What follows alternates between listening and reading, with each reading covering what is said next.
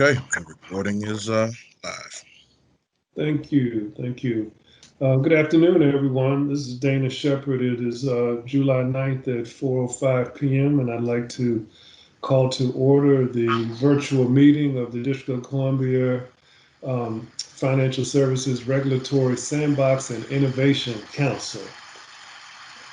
I'm hearing some feedback. Does anybody else hear that? Yes. We'll try to mute our lines if we can do that. Mr. Washington, would you call the roll, please, to see if you have a quorum? Okay. And again, just a reminder, if you're not speaking, please mute your line. Hopefully that'll reduce the feedback. Okay, here we are with our roll call. Shahar Abrams. Here. Omar Al-Alami. Here. Julian Alcazar. Here. Marquis Allen. I'm here. Salman Benai. Present. Elizabeth Ergubian. Present. Jigar Gandhi.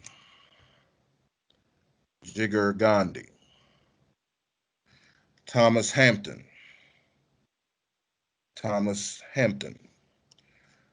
Renee Johnson.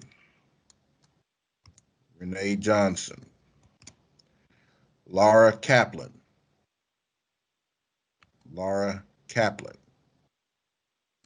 Drew Maloney. Casey Malden. Present. Treasure McLean. Here. Erica Miles. Lindsay Parker. Courtney Robinson. Present. Joshua Rosenthal. Here. Joseph Vardner. Dana Shepherd. Present. Mr. Chairman, you have a quorum. Before you continue, let me just ask, are there members of DISB staff that have not identified themselves already? Any other members? This is Philip. I'm on the call. Okay. Any other members of DISB? Yes. Hello, Christian. This is Karima Woods. Oh. And are there any members of the public who are on the call? Any members of the public? Okay. Thank you. The first order of business is, actually, before I start, Commissioner Woods, would you like to say anything to the group before we proceed?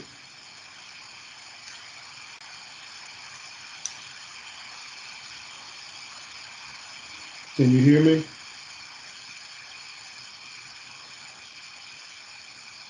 We're getting a lot of static. Can you please mute your computers, please? Commissioner Woods, can you hear me? I can now. You went out. Can you repeat that? Yes, I was just asking if you had anything you wanted to say before we get started.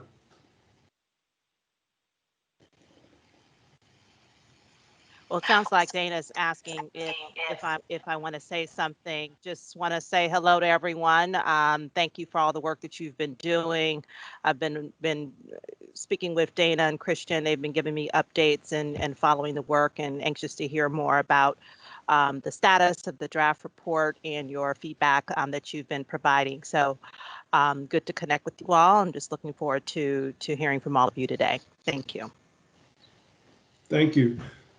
So the next order of business is to review and approve the minutes. So if you haven't reviewed them, please take a moment to look them over before we get a motion to approve, and give everybody a couple of minutes.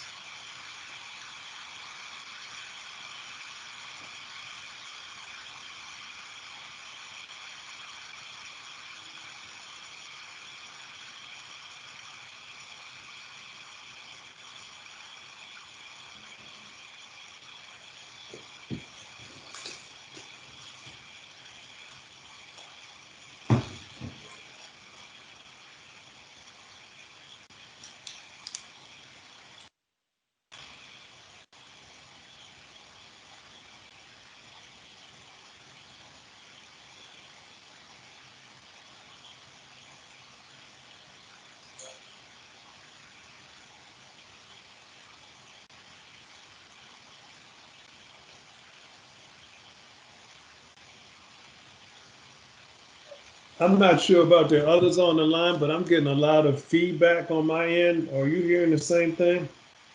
Yeah, it sounds like fuzz. Say that again, please. It sounds like fuzz. Yes, yes. It's better now, actually. Um, so let's now that we've taken a moment, hopefully everyone has a chance to review the minutes. Is there any discussion on the minutes? Okay, hearing none, can we get a motion to adopt the minutes from the last meeting, please? Hello, can you hear me? I move to adopt the minutes. This is Marquis. Thank you. Can we get a second? Second. Who was the second? Julian. Okay. Thank you. So, Mr. Washington, can we have a roll call, please? Yes, we can. Okay, on the motion to approve the minutes, Shahar, Yes. Omar, Yes. Julian, Yes. Marquis, Aye. Salman, Aye. Elizabeth, Yes. Casey, Yes. Treasure, Yes. Courtney, Yes. Josh,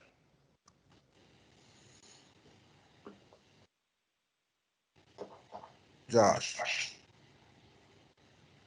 Yes. Dana. Yes.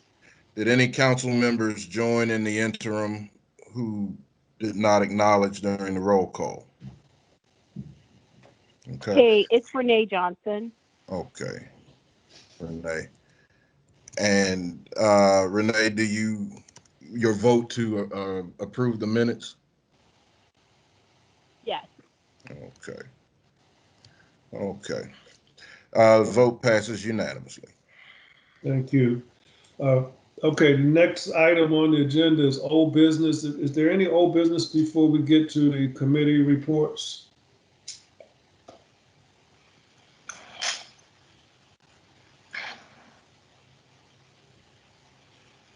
Okay, we'll have a chance to talk about the draft report and the legislation and anything else during the new business. So we have the next topic is the committee report. So we have market committee first on the agenda, but anyone can feel free to go first.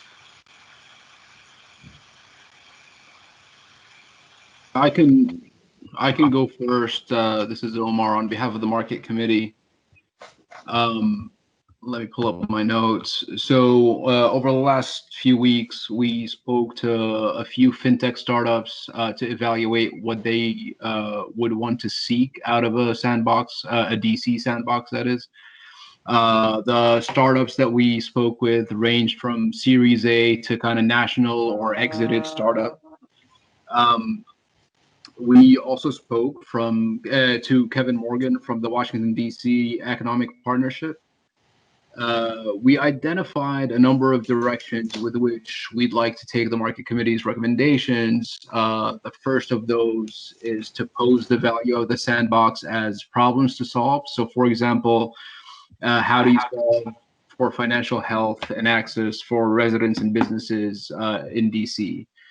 And that would be kind of the call to action for applicants to the startup, and define what financial problems we want the sandbox to solve, and have the participants come in and solve for them. That would also help them define their goals for the sandbox, or rather their results, what results they aim to achieve, and then also their path out of the sandbox. Which brings up point number two, is they also pointed to the fact that they want to see additional value from DC's strategic position. For example, some of the examples we heard is adding the federal regulators in a way, shape, or form. So that could be access to them throughout the sandbox, or introductions after, once successful results are in place. And there's multiple ways of thinking about that. And we understand this is DC specific, but it's the value that these startups are seeking. The other point on the strategic position that DC is in is kind of having partners as well be participants, or to participate in various ways. Those can include banks, data providers, nonprofits, especially the many that focus on financial research and financial health. The third point would not only focuses really on not only building a sandbox program, but rather on a path beyond the program. And so what stamp of approval can the DISB or the sandbox provide, such that it gives not only regulatory breaks through their time in the sandbox, but also after? And how can those translate potentially to the broader national market? So if a startup has proven its model in the DC market, how can we help it use that for success elsewhere? The fourth element that we identified, this is more on the points of emphasis that the interviewees provided. A is data. Access to data is critical. Even if it's or not even if it should be, but the data needs to be anonymized. So we don't need data with names, but rather, real data that reflects real transactional transaction histories. For them, whether this is an AI algorithm that they want to prove, or a savings mechanism, or a debt consolidation platform. They also identified partnerships as key, and I mentioned the various types, and ultimately access to resources. And one of those examples is kind of coaching through the regulatory maze. So if we're talking about let's say money service business or a money transmitter, what are the steps to licensing? Or if we're talking about a lender, what are the steps there, and how do they navigate that maze? Though that covers the feedback that we've come upon, but next on the agenda, my colleagues Josh and Renee will be speaking to consumer and community organizations. We also plan to reach out to more banks. Some banks didn't return kind of our requests, but more banks, and then other companies as well, just to kind of triangulate the feedback.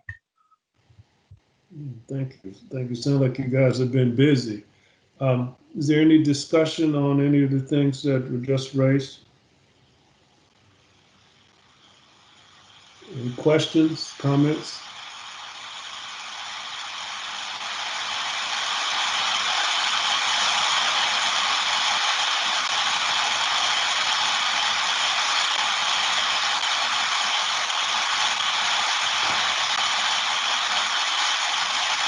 I think maybe we have a bad connection today.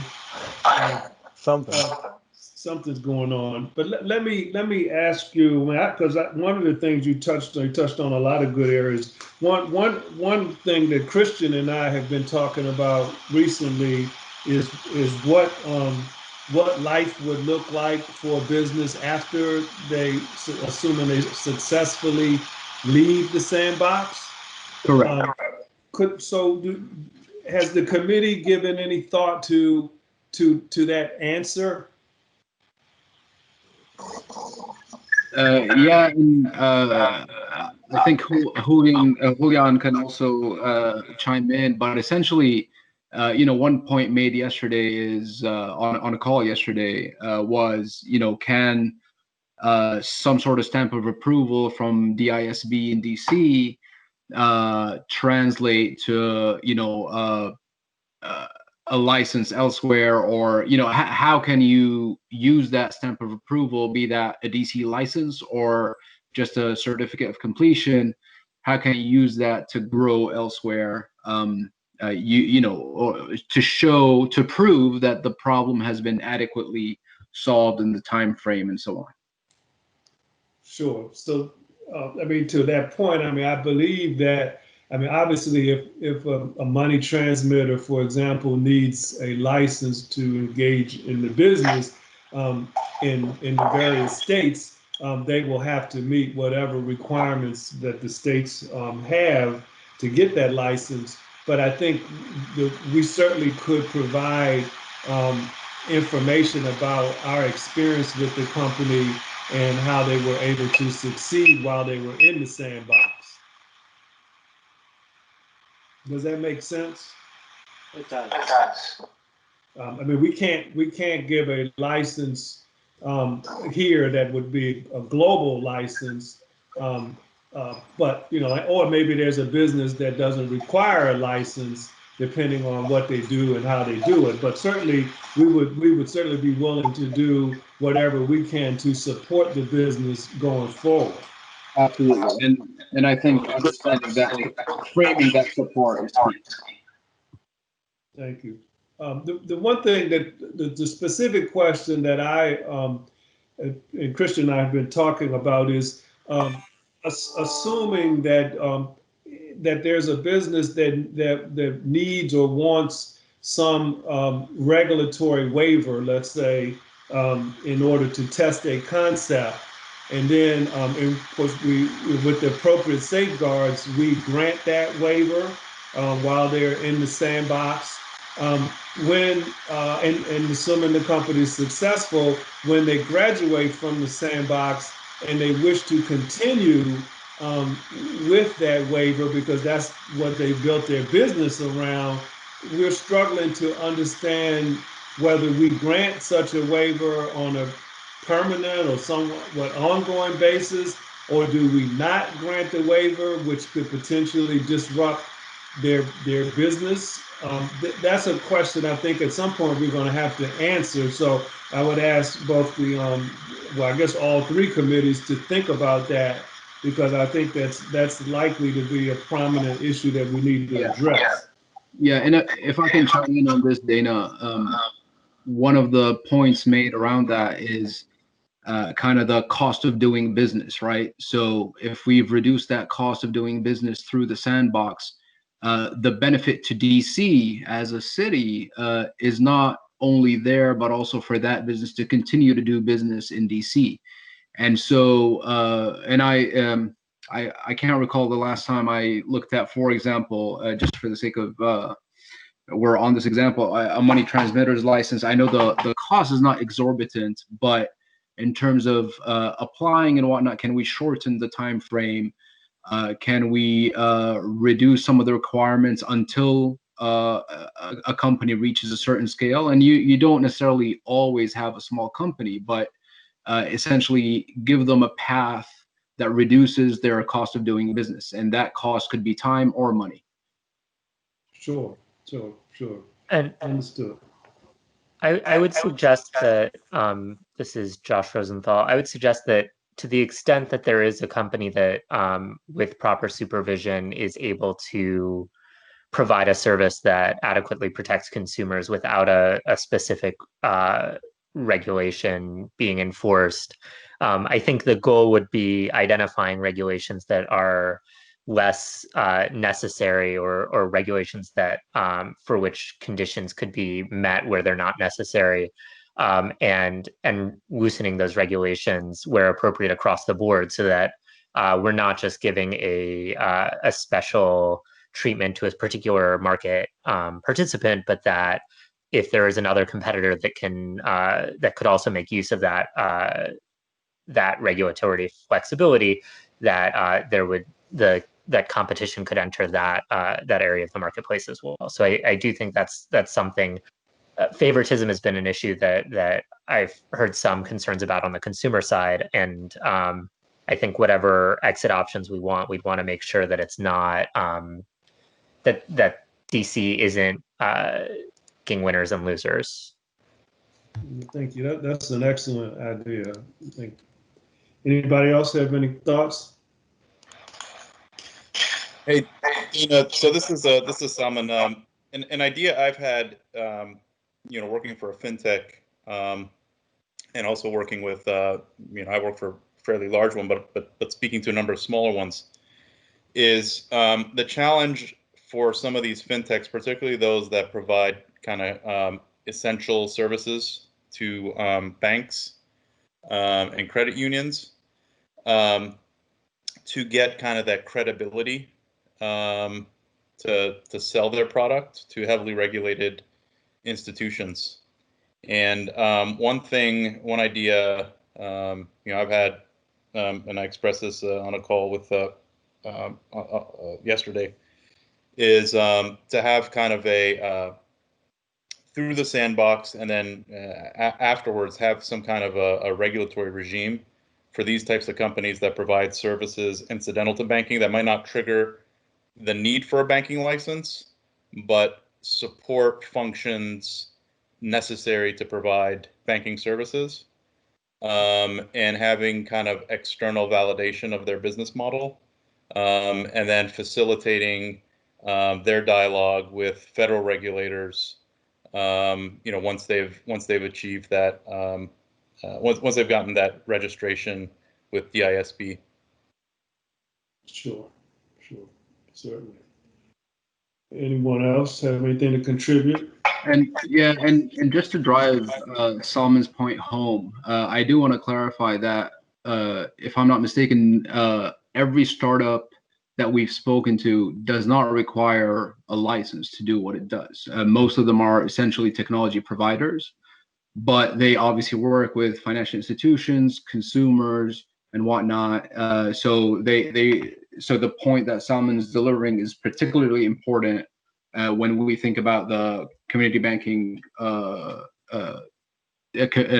guess, market here in DC and what have you, and how we can provide that value without it costing DC anything. And that value is you continue to provide it to the DC banks with whom you partner, but also get a stamp of approval or credibility that Salman mentioned going forward. Yeah, one challenge we've heard is that for these smaller banks, it's a challenge to change core banking service providers, and those relationships with those core banking service providers, and it's a small number of them, can be quite can make quite an impact on their bottom line. And the challenge for new entrants is to validate, kind of the value proposition they have, the security they have. So if there's a sandbox that these companies, can get scrutinized, can work with some dummy data, maybe some of it comes from, less technologically savvy banks and credit unions, then that would facilitate competition in that space and drive down costs and expand the set of financial services that these smaller banks and credit unions can provide to consumers. So this is Elizabeth Nubian, and I just want to echo that because I work on behalf of credit unions, and that's absolutely the case for credit unions as well. Okay, thank you. Anyone else?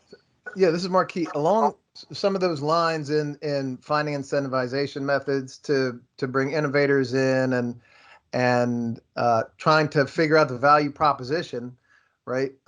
It seems like a lot of it is based on the regulations we have, what we're willing to relax, what we're willing to extend, and so forth. And so, I'm not a regulatory guy. I think a lot of what the sandbox brings to participants is going to rely heavily on some of the input from that side of the house of our research. And to echo one of the things that Josh had said that I wanted to make sure was reemphasized is while we're incentivizing companies to come in and do business and all that kind of stuff, we can't lose sight of the ethical ramifications of letting them do what it is that we're proposing to let them do, and making sure that we're steadfastly considering consumer protections above all, especially with something like blockchain. Blockchain is a technology where the information that you put in it is permanent. And if it's negative information about a user or incorrect information, it could have some severe ramifications. And so just having a keen eye on the regulatory, I guess the starting point where we are, what kind of regulations are now in place to govern these kind of financial services, and then what do we have to play with? I think we've been kind of discussing around the need to delve into that over a couple of sessions. Yes, agreed. Agreed. Those are good points. Any other discussion? Okay, great. Is there reports from the structure of the legal legislative committee? Yeah, I have once I already started running my mouth, I can finish up with this report. So we convened our scheduled committee conference call on June the 22nd at 5 p.m. Omar Al-Alami and Shahar Abrams were in attendance, and they contributed to our conversation. I think it was really fruitful. They gave us a lot of the like the status and the updates that they just shared with the committee about the work that they've been doing. We shared kind of strategies on what makes sense in our eyes to offer participants, and what kinds of ways do we go out and find participants, and so on and so forth. So in that regard, we continued, some of our discussion and our research around incentivization methods for attracting participants. We continue the discussion on the participant application process, which I think was also, it was handy that we all had the opportunity to review the initial draft of the report that we want to submit to the mayor, because it had everybody kind of thinking along those tasks, and some of the language that was already kind of alluding to that process was in the document. People had the opportunity to give their edits. So I think that was fruitful. So we provided our inputs to the initial draft of the report for the mayor. We also provided a proposed sandbox architecture document, including requirements and specifications for what the test bed should be, to Mr. Weldon at Octo, the Director of Infrastructure. We invited his input and involvement in planning for the sandbox infrastructure. We feel that's appropriate since this is a DC thing. It's going to be a DC property. It's going to be something that DC is going to be known for. And we want to make sure that DC technical services that are appropriate can participate as they are able, and can take some of the credit. And I think that was the lion's share of what we have to report for now. Thank you.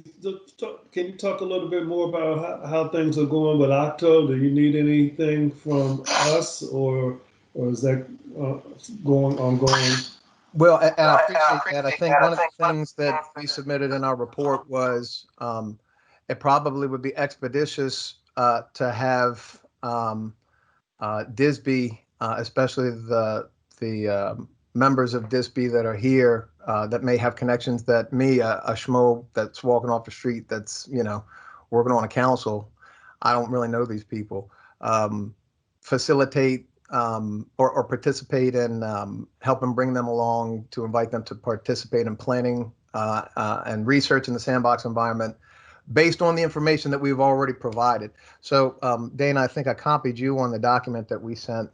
And if you or somebody from your office is able to send a follow-up and just perhaps go along and see if there's any input that we might be able to get from him.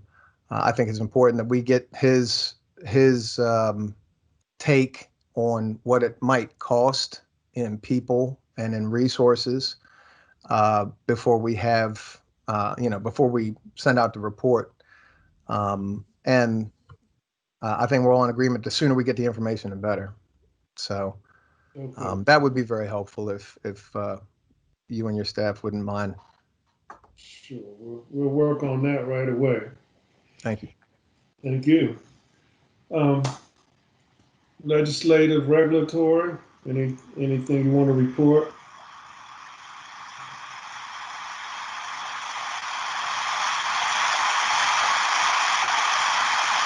Okay.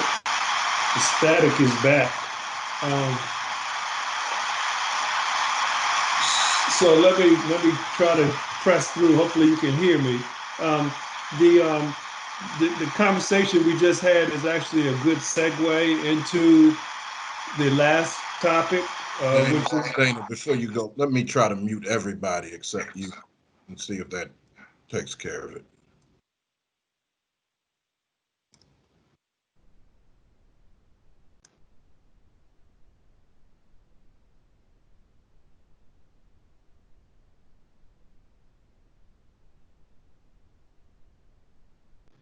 Okay, Dana, why don't you unmute yourself? And we should be all right. okay. Thank you very much. So as I was saying, I think the discussion we've had over the past few minutes is actually a good segue into the last topic, which is the report, the draft report. It was just intended to be an outline to kind of get everybody thinking about what the final report would look like. Obviously, there's a lot of information that needs to be added. So please, based on the discussion that we've had today, please flesh that out in the draft report. I mean, it'd probably be more efficient if you could do it as a committee and then just send in one red line report from each committee. But if everybody wants to redline it separately, we'll work with you either way. But the items that we talked about, both from the market and the structure committee, things that we need to think about, that we need to address. I mean, some things we may be able to address before we submit the report, but I suspect there may be other things that we need to consider as we open up the sandbox for applications and work with businesses, and then hopefully exit some of those businesses. So please feel free to add as much content to your section as you can.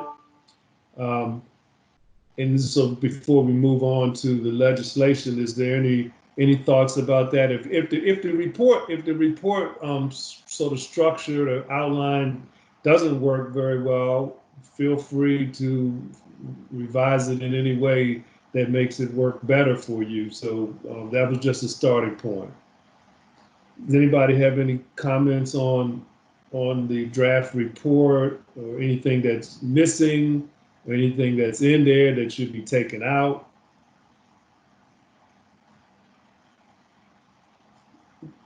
Christian, are people able to unmute themselves? Yes, you can unmute yourself if you want to speak, but Hey. just be mindful again when not speaking to please mute your microphone. Hey, Dana, this is Marquis again.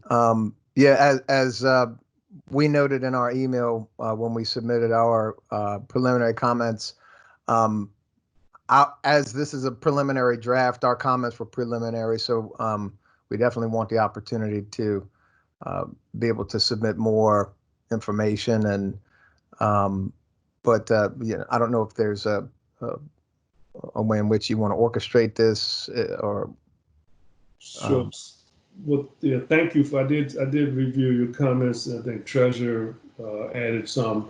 So yes, I did look there. So yes, thank you for that. Again, let's first go back. We discussed, I believe it was at the last meeting, trying to get a draft report by I believe it was the middle of August or late August. So if we work backward from that, as soon as the committees can start to fill in their sections, we can, and you don't have to do it all at once. I mean, we'll continue to revise it as we get your comments, and then we'll share with everyone. But so as I said, if the committee wants to send in one markup, or if individuals want to mark it up, feel free to do that.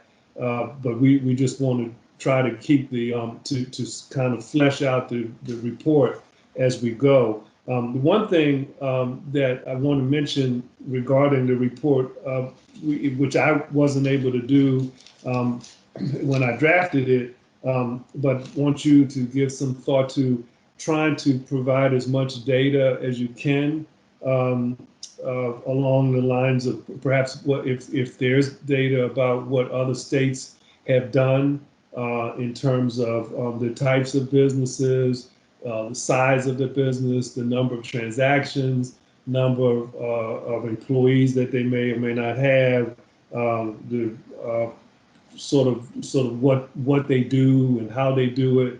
Whether it's, I don't know, maybe we can't tell whether it's been successful or not, but those that's kind of, I guess, more market type issues.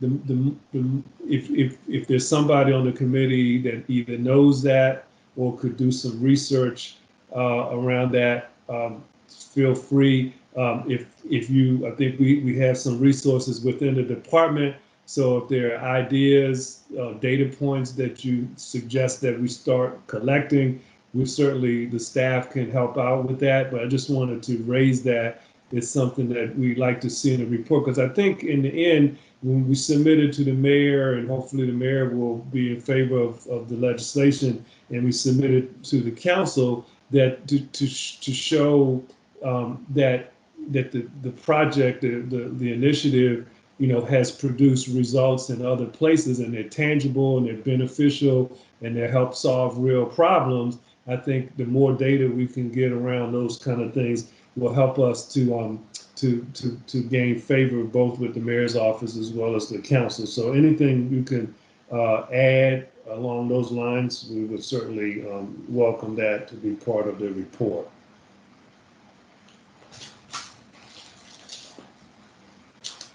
So is there any more discussion or questions about the report or logistics or anything?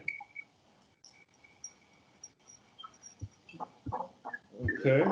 This is Omar. I just wanted to make an administrative note, and if we could enter,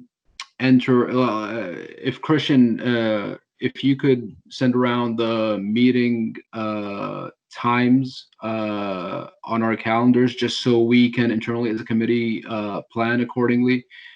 Just because they've changed and it's hard to remember without those on the calendar, and it enables us to kind of plan out the report preparation and then some of our additional meetings coming up. Sure. I'll send out the calendar invites for the upcoming meetings, but we've kept it pretty consistent so that Thursday 4 to 6 p.m. slot, second Thursday, but you'll have that for August and September. Gotcha. Thank you. Anybody have anything else on the report? Okay. So Christian also, in the same email, sent around draft legislation. It is modeled off of the Arizona legislation. The big difference, obviously, is that in Arizona, I guess the administrator, if you will, of the Sandbox is the Attorney General's office, and for that reason, there's some kind of quirks in terms of the licensing by the various departments within the state, like the banking department or the insurance department. We don't have that. We didn't approach it that way. We approached it in a way that DSB would be the administrating agency. So that's the primary difference. So if you haven't looked at it, please take a look at the draft legislation to let us know if you have any changes or concerns about that. Did anybody have any comment on the legislation at this point? Does everybody have it? Does everybody have it? Maybe Christian, you could, when you could send it around again, just so people will have it. Sure. Dana, I have a question on that. Just is the draft legislation going to be sent with the council's report to the mayor, or how does that proceed? Yes, sir. So the mayor's order does say that any, I guess, assuming that we would be in favor of establishing a sandbox, that we would submit draft legislation with the report. So that would go to the mayor's office for consideration along with the report. Assuming that it is we get the green light to move forward, there's some internal things we have to do in terms of a legal review, and to get it to actually get it through the mayor's office to officially transmit it to the council for introduction. But the first step before we go through that process is just to attach it to the report and say to the mayor's office that this is what the report recommends, that there be a sandbox council, and if the mayor agrees, that this is what the legislation would look like to establish the sandbox. And then we'll take it from there.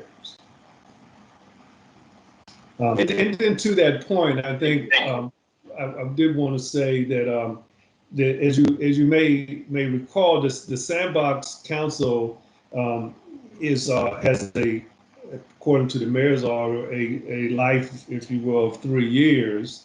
So given the plan to try to submit something to the mayor's office around, close to or on at the end of the current fiscal year, we contemplate that you guys will still be on the council and be active with the council, and we'll continue to work on attracting businesses, working with businesses.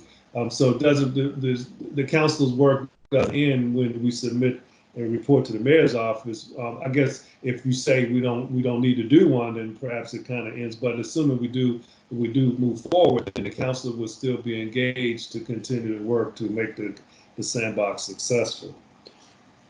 I would say that is probably a requirement to make sure that everybody that's put their brains on how to put this thing together and move it forward are keeping an eye out to make sure that it's doing what it should be doing. Yes, exactly. Any other discussion about the legislation at this point? At some point we will have to do regulations.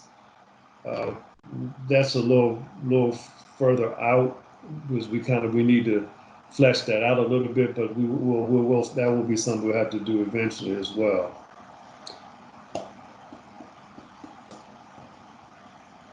Any more discussion?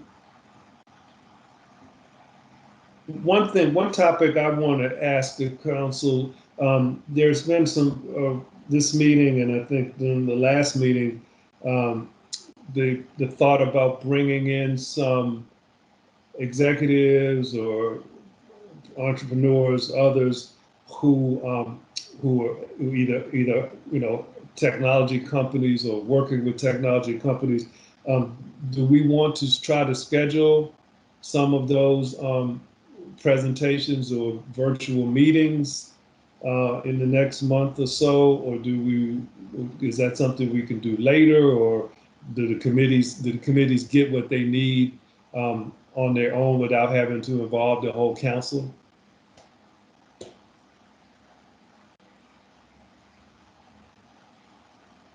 Anybody have any thoughts about that? I can tell you, for our part, most of the startups would prefer to kind of do it directly to the committee. However, we spoke to Plaid, which is a national startup, not regulated and large enough that it could be a provider of data or a platform or a partnership to the committee, to the sandbox. I'm happy to connect that, but it would be kind of a specific ask that we would want from them. And so if the council sees there's value to speak to a Plaid as a prospective partner, we could set that up. But in terms of the actual partnership itself, I would still recommend kind of evaluating multiple data providers as opposed to kind of prescribing one or two. Sure. Agreed. And Dana, to your point, I think the individual committees that are doing the research with the potential participants, et cetera, could probably do well with scheduling within themselves demos and such, and then inviting other committee members so as to, keep the group with whom you have to coordinate schedules small. And on the Sandbox Structure Committee, we just have 5 people. With the whole council, we'd either have to coordinate the schedules of all 20-something of us apart from this meeting, or we would have to wait till this next meeting. That's on everybody's calendar to have somebody come in and talk to us. So I would say that the Sandbox Structure Committee could start reaching out to people and making demos and so forth, and just letting the council know when we're doing our demos and so forth, and invite everybody to participate as they're available. Sure, that sounds like a plan. Anybody have any objection to just allowing the committees to work with the various individuals? All right, well, that sounds like a plan. We're coming to the end of the agenda. Is there anything else that anyone would like to talk about that we haven't discussed today?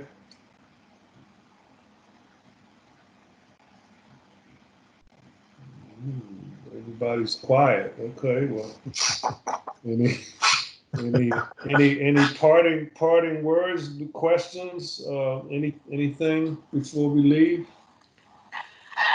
Dana, this is Karina. I've been having challenges unmuting and getting into the conversation, but just want to make sure, and you may have already discussed this, but I would like to get a sense in the report whether or not the council is proposing any type of actual physical space where the sandbox would be located, or if it's a virtual space. I would want that to be explicitly stated in the report. So I don't know if there's any consideration that's been given to that, but that's just something that has been on my mind as I'm listening to the conversation.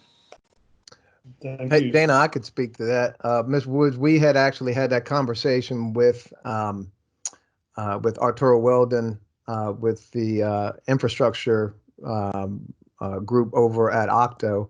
And those are some of the concerns that the structure committee has at the top of our priority. We're building a technology and we're allowing people to use technology, and we don't even really have it defined.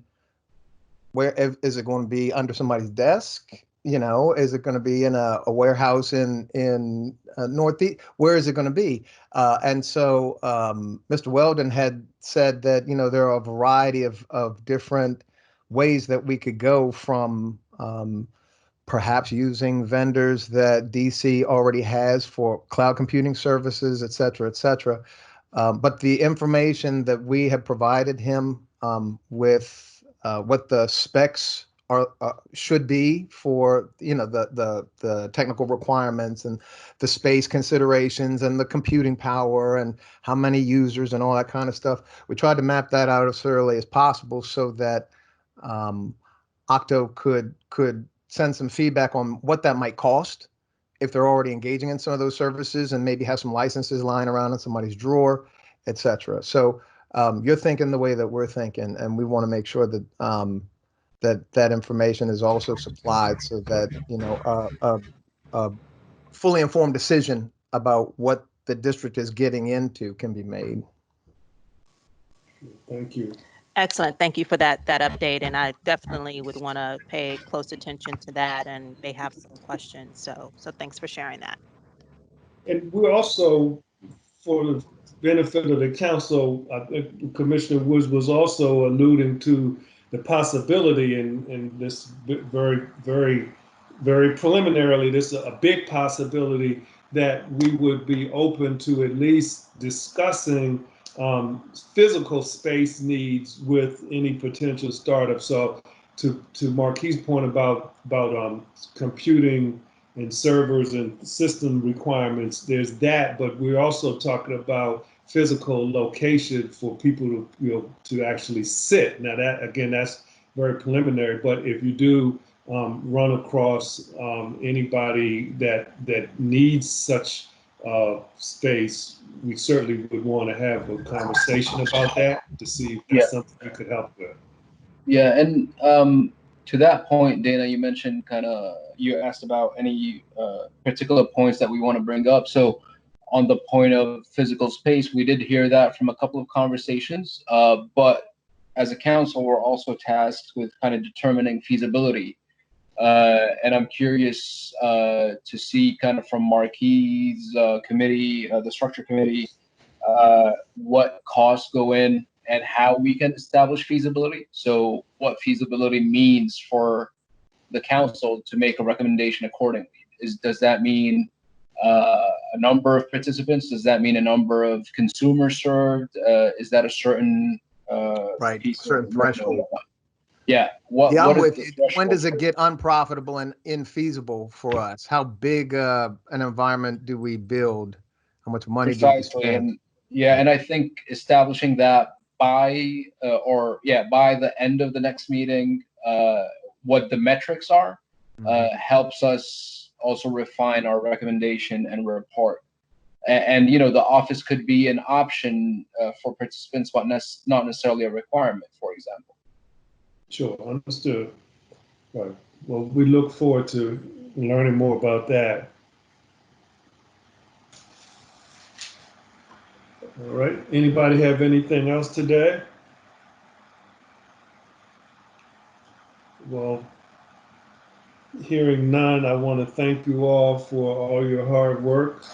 And before we adjourn, we have to have a motion to adjourn. Let me say, Christian, I assume you got the email. We do have one council member that joined after we started, so I don't know if you need to recognize him. Tom, just to recognize your presence. Tom, you still there?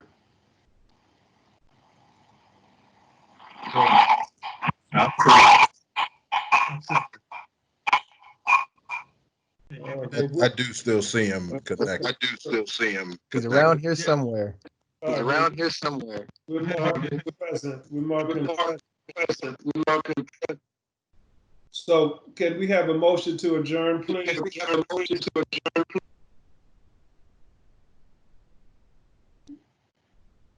get a motion, Christian? This is Marquis. I move to adjourn. In a second, please. And then I second that. I'm Thank you. treasurer. Okay. All right. Oh, the roll.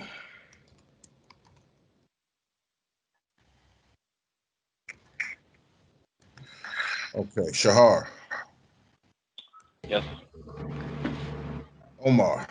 Yes. Julian.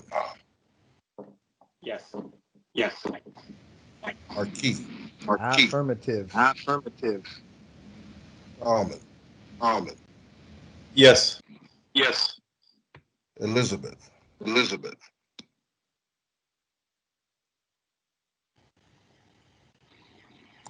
are you still on?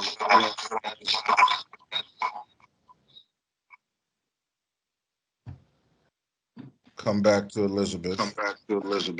Tom acknowledged his yes. Renee.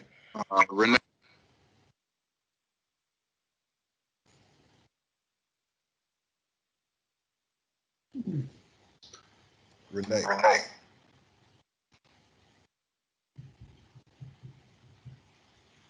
And just a reminder, I had muted folks. You can unmute yourself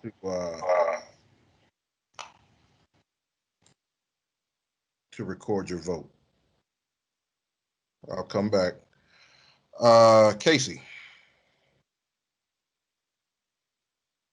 Casey. Treasure. Yes, and can I just say that I don't know if the people on the phone can actually unmute themselves on the app. So you may actually need to unmute them on the app since they're on the phone. Okay. But I vote yes. Thank you. Hello, everyone. This is Casey. I vote yes. I apologize. No, not a problem. I thought I had most of the phone participants unmuted already, but let me come back. Let me finish going around and then come back to those two. So we got Treasure, we got Casey.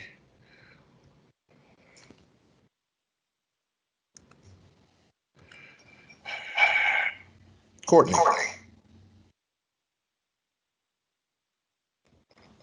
Might be with our phone. Josh.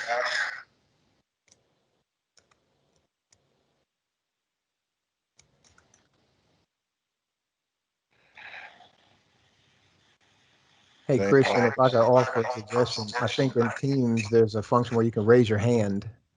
I don't know if that might be faster, or if there's a way that you can just see everybody's hand raised. All right, I don't even see any hands raised. I mean, This is Josh. Sorry for the delay. Yes. Not a problem. Yeah, I see Marquis. I see your hand, Marquis. Right. It's just a function. It's in the toolbar. There's a hand where you can raise your hand, and it might make some of these votes a little bit faster if we implement those or implement that in just a suggestion. No, that's absolutely fine. Renee was unable to unmute, but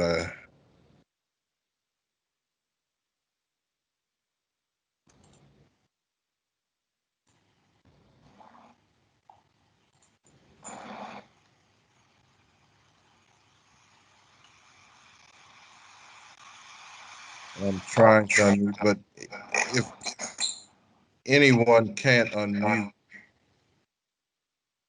I'm assuming there would be no opposition to adjourning for those who All